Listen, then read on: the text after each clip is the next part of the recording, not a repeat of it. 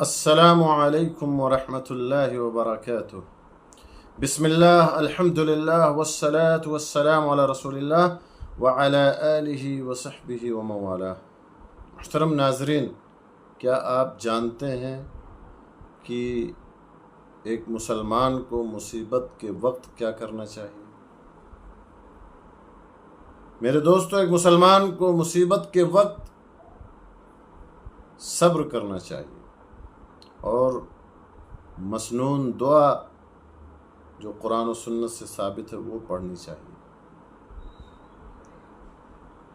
کیونکہ اللہ اور اللہ کے رسول نے ہمیں اسی بات کی تعلیم دی۔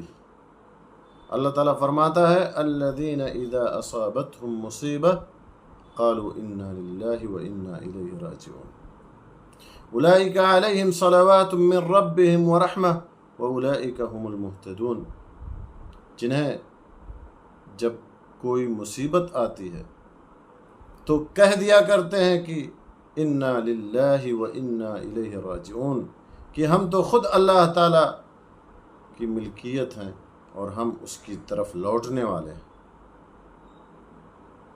ایسے لوگوں پر ان کے رب کی نوازشیں اور رحمتیں نازل ہوتی ہیں اور یہی لوگ ہدایت یافتہ ہیں۔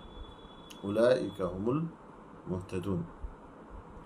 اور اللہ کے نبی صلی اللہ علیہ وسلم نے فرمایا کہ الصبر عند الصدمۃ الاولی، متفق علیہ، کہ صبر تو وہی ہے جو صدمے کے شروع میں کیا جائے۔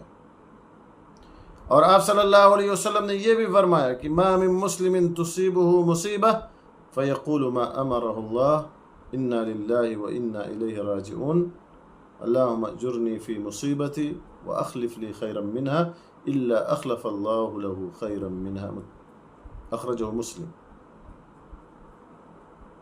آپ صلی اللہ علیہ وسلم نے فرمایا کہ جس بندے کو کوئی مصیبت پہنچے اور یہ دعا پڑھ لے انا للہ و انا الیہ راجعون، کہ ہم اللہ ہی کے ہیں اور اللہ ہی کی طرف لوٹ کر جانے والے ہیں، اے اللہ مجھے میری مصیبت میں اجر عطا فرما اور اس کی جگہ بہتر بدل عطا فرما، تو اللہ تعالیٰ اسے اس کی مصیبت میں اجر عطا فرماتا اور اس کی جگہ اسے بہتر جانشین عطا فرماتا۔